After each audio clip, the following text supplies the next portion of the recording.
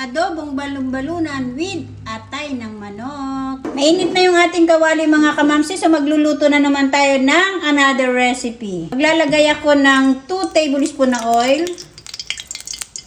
Mag-start na naman tayo magluto mga kamamsi ng another recipe. Meron tayo dito maliit na ginger. Maghihingalo yung ginger ko. Wala akong ginger ngayon na. Itanin ko na lahat. Then, 5 cloves of garlic. 2 sibuyas.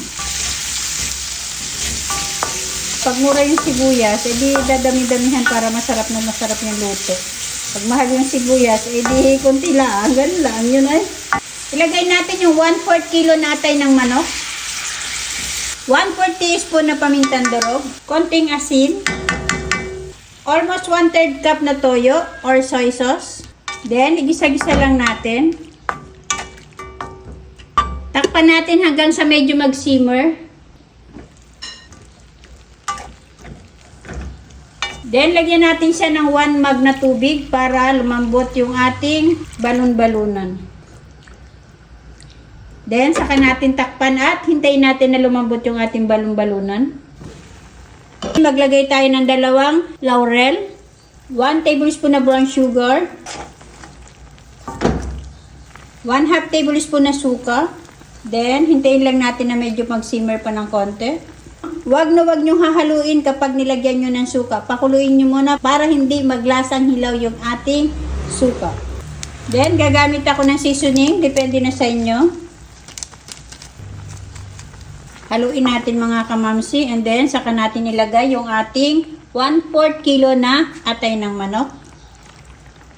Then, saka natin haluin.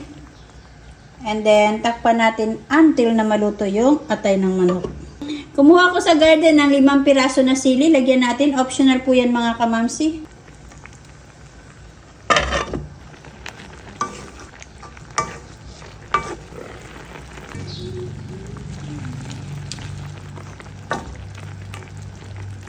So, i-check natin kung medyo nag-simmer na yung ginakasabaw ng ating adobo.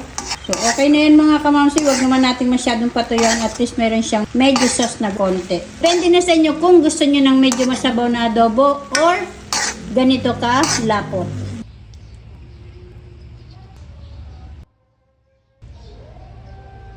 Then, lagyan natin ito ng kanin. Ito yung kanin natin mga kamamsi. Sinaid ko yung nasa kawali. Kain na tayo mga kamamsi. Wow! Sauce pa lang, ulam na. Kain po tayo mga kamamsi. Sarap. Try nyo mga kamamsi. Ang sarap niya.